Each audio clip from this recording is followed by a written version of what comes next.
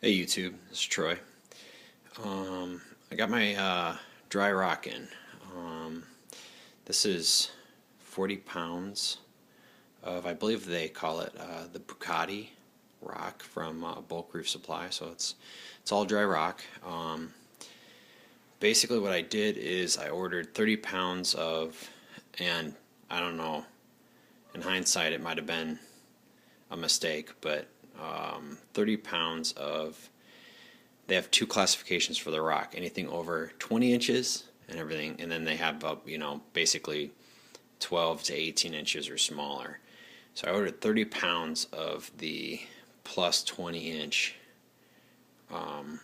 dry rock, and it was a huge piece. If I step back here, that one rock on the side there, that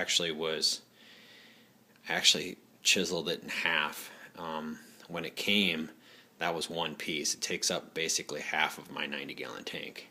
So I think I measured it. It's like 20 inches wide at the base, 20 inches tall at its tallest point, and like 18 inches wide. I mean, it pretty much occupies that entire space. If I look from the side, I can look through the back of this. So it's not really touching anything. It's freestanding.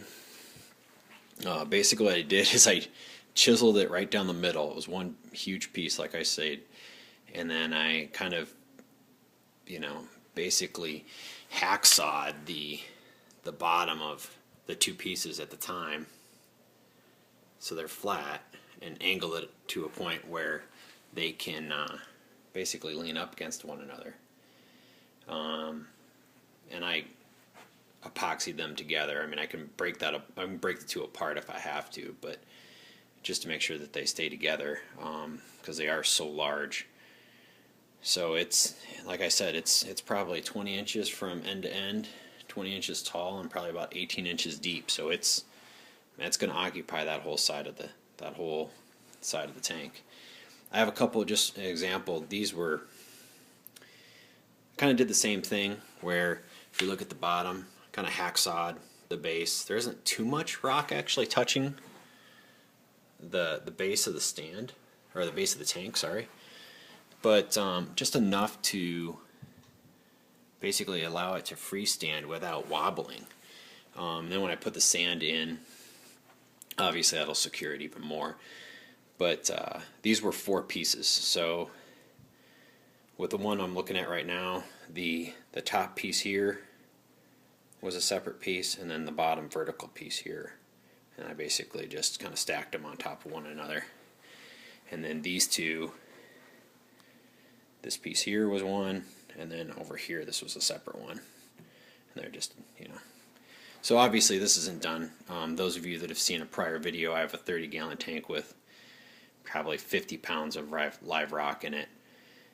Some of that will be going in here, so what I'm trying to do, and what I've researched on YouTube and other resources, is trying to keep the rock work very open, allow water flow.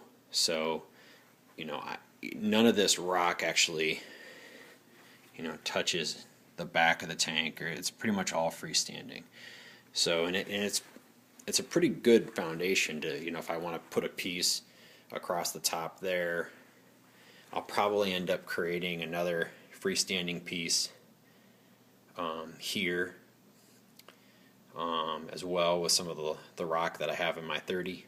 I do end up moving it over into here, but I'll put a few more pieces, maybe 3 large pieces in here, and that'll be about it.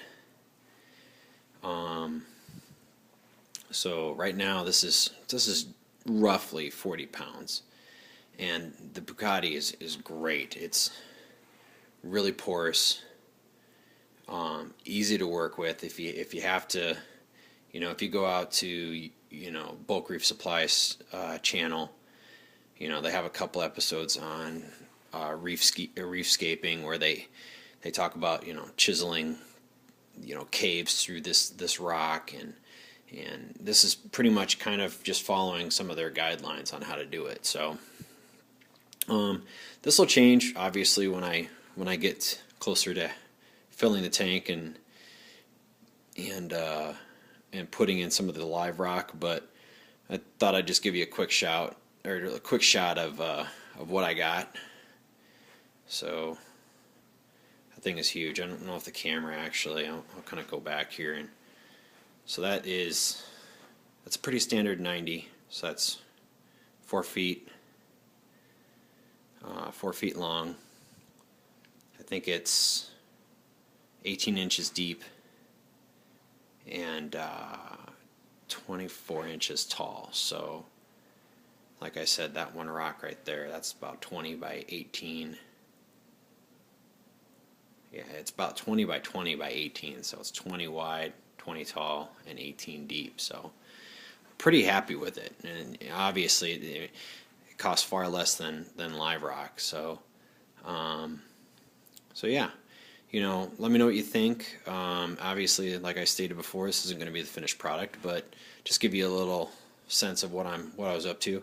The other thing is sand. I am going to put a sand substrate.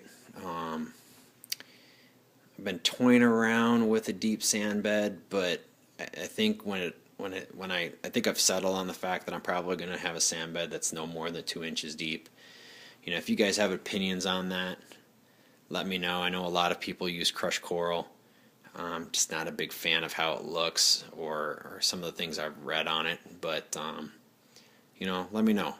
I'm a few months away from that point, but and I'm sure I'll waver back and forth. But let me know if you guys have any opinions or success stories or horror stories of one or the other.